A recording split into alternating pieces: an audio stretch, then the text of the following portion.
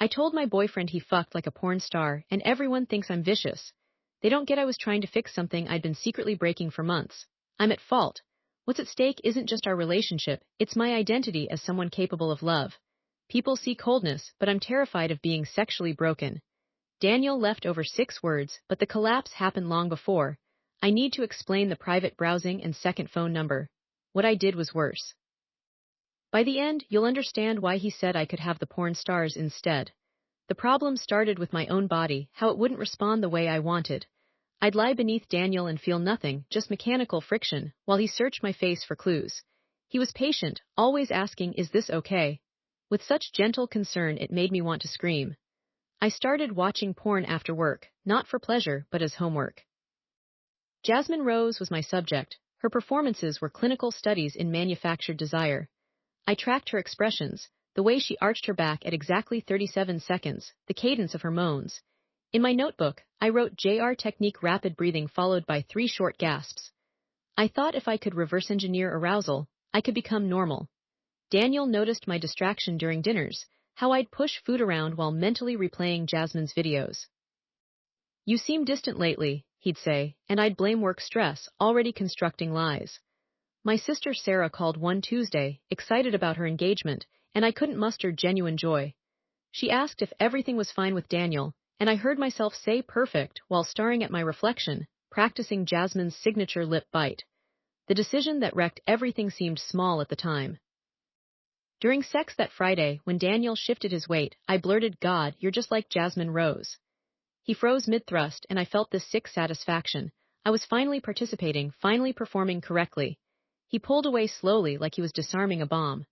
"Who?" he asked, and the word landed like a slap. I explained she was a performer, that I'd been studying her to improve our intimacy, and his face went through this horrible transformation, confusion to hurt to something harder. "You've been taking notes." The shame should have stopped me, but instead I doubled down. "Her technique with hip rotation is incredible, and you're doing the same thing." I actually smiled, proud of my observation. Daniel got up, wrapped a towel around himself, and stood by the window with his back to me. I watched his shoulders tighten and release, a rhythm I'd later recognize as suppressed rage. He slept on the couch that night, and I told myself he'd understand once he saw how much effort I was putting into us. I opened my laptop and watched 3 more Jasmine videos, searching for the exact compliment that would make him feel validated. My best friend Maya texted Saturday morning brunch, "Haven't seen you in weeks." I typed, "busy with relationship stuff," and deleted it, finally settling on Daniel's birthday surprise planning.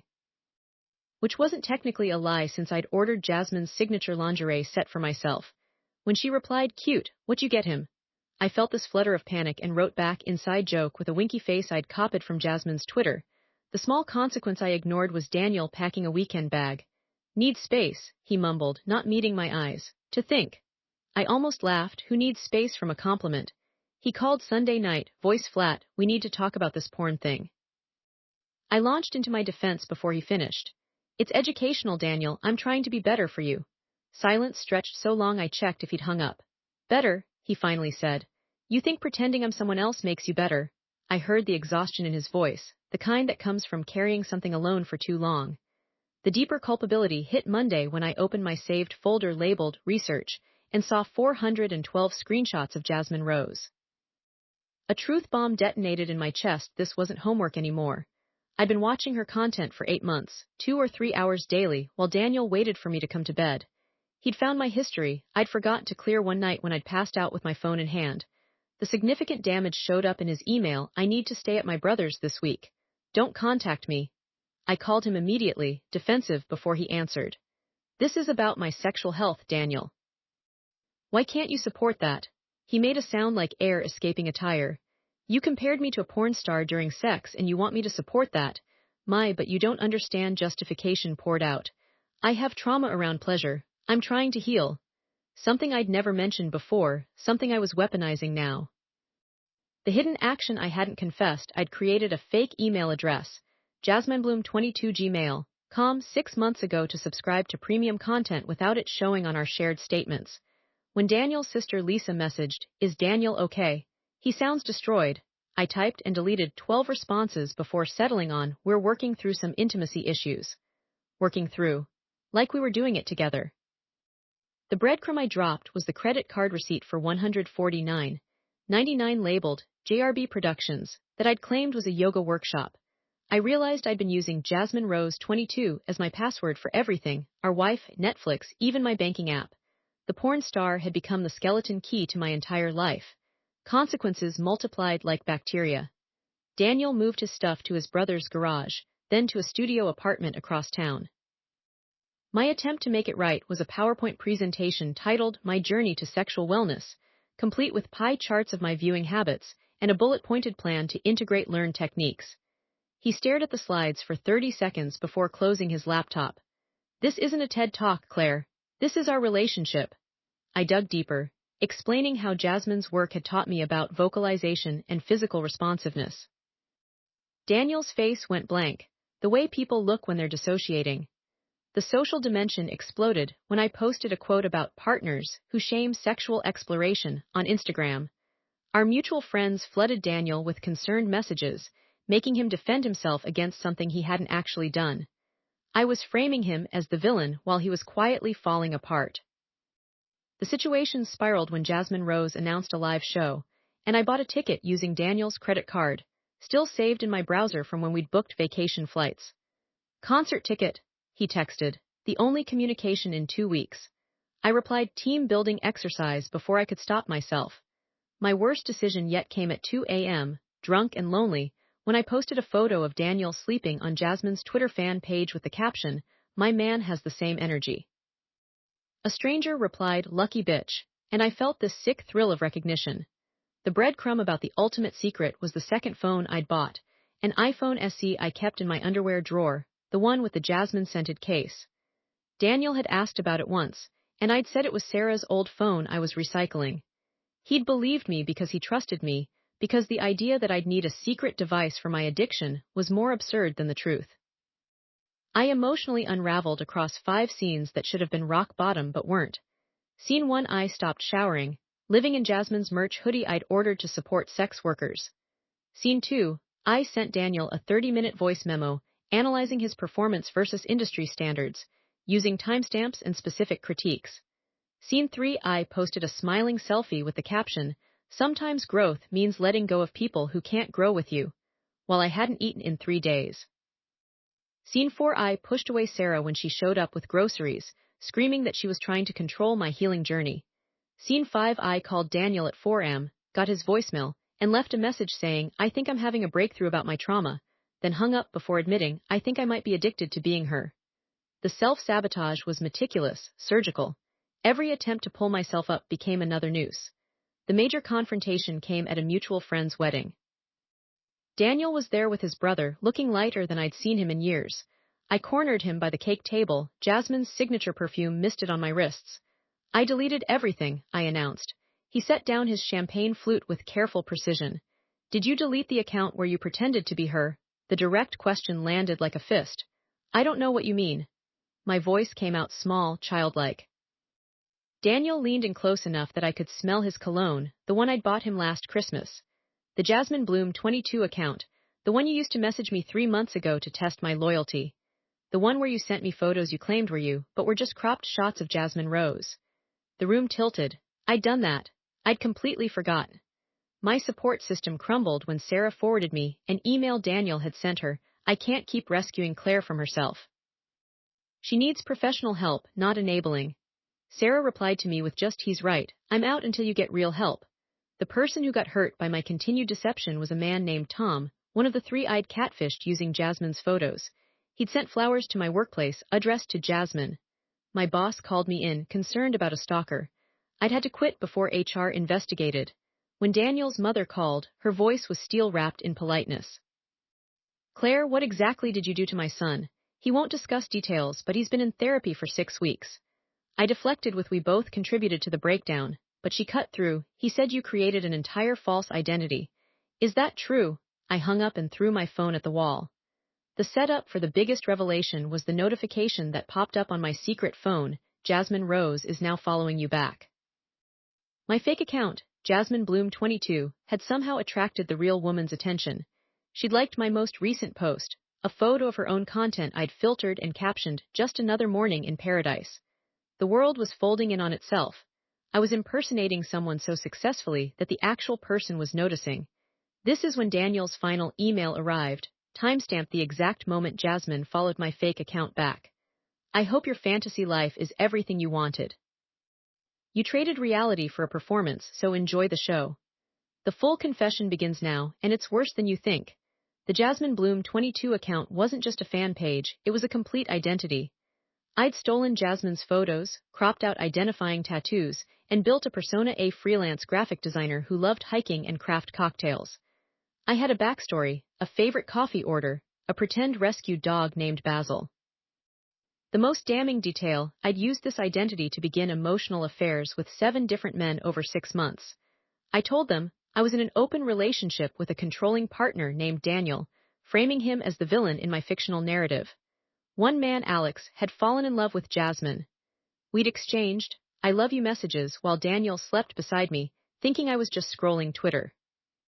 The immediate consequence of this revelation hit when Daniel forwarded me screenshots he'd taken of my fake account. "You used our inside jokes. You told Alex about my mother's cancer scare, framed it as your boyfriend's drama." I'd been mining our real life for content to make my fantasy more believable. My justifications peaked with a voicemail I left him. It was a creative outlet, Daniel. A coping mechanism for my sexual dysfunction. "You always said I should express myself more." I was making him the problem for my decision to deceive multiple people using stolen sexuality. The way this truth reframes everything, Daniel didn't leave because I compared him to a porn star during sex. He left because he discovered I'd become a porn star, performing for strangers while performing girlfriend for him. The final hidden element revealed itself when I tried to log into the Jasmine Bloom 22 account to delete it. I'd been locked out. The password had changed. A message from Instagram: "Your account has been reported for impersonation." Jasmine Rose herself had filed the complaint. My fantasy identity had been murdered by its own muse. Then came the email from a law firm representing Jasmine Rose Studios: "Cease and desist. Evidence of harassment and identity theft has been documented." I'd screenshotted her content, reposted it as my own, and even sold premium content to 2 of my catfished victims for $500 total. The porn star was going to sue me for stealing her image, while I used it to destroy my relationship. The concrete fallout spread through every corner of my existence. At work, the Tom incident had created such tension, I was asked to take a leave of absence that became permanent. My relationship with Sarah is non-existent. She told our parents about the identity issues, and now my mother calls weekly asking if I'm still pretending to be that internet girl. My social standing in our friend group evaporated. Daniel told exactly 3 people the full story, but that was enough. The group chat died. Party invitations stopped. I heard through Maya that they're calling me single white female behind my back. My internal state is this: I wake up at 3 a.m. every night with Jasmine Rose's videos autoplaying in my mind, her voice narrating my failure. My external perception is that I'm either a predator or mentally ill, and I'm not sure which is worse. The social media element metastasized beyond my control. Someone from Jasmine's fan community found my real Facebook and linked it to the fake account. They posted side-by-side comparisons, my actual photo versus Jasmine's cropped images. The comments were brutal. "This bitch wishes." "Daniel dodged a bullet." "Someone call CPS on her future kids." I deactivated everything, but the screenshots live forever. An unexpected consequence I never anticipated: a man I'd catfished as Jasmine Mark showed up at my apartment building. He'd reverse image searched my photos and found my real identity through a tagged photo from a wedding. He left a note with the doorman: "You owe me $200 for those fake nudes." I'd been selling Jasmine's content as my own. The first genuine moment of self-awareness broke through during my court-ordered therapy session. The therapist asked, "Why Jasmine Rose specifically?" And I started my usual speech about technique, but what came out was, "Because she's not broken like me." The dam cracked. I admitted I believed Jasmine's performance of pleasure was the only acceptable way to be a sexual woman, and I'd rather become her than face being myself. My current state is this: I'm in therapy twice a week, on probation for misdemeanor fraud from the identity theft, and I have a restraining order from Jasmine Rose's legal team. I tell my therapist I'm making progress, but I still have the secret phone. I charged it last night. The trigger for telling this story now is the wedding invitation that arrived yesterday. Heavy cardstock gold foil. Daniel is marrying a woman named Rachel in September. They've been together 6 months. The note inside, in Daniel's handwriting, Claire, I thought you should hear it from me. I'm happy. I hope you find whatever you were looking for in those screens. He's giving me closure he doesn't owe me. The tieback to my opening confession is this: when he said I could have the porn stars instead, he wasn't being cruel. He was stating a fact. I'd already chosen them. I'd built an entire life around them, performed for them, performed as them. The comparison didn't ruin us. My choice to exist in fantasy while he waited in reality, that's what killed us. What have I learned?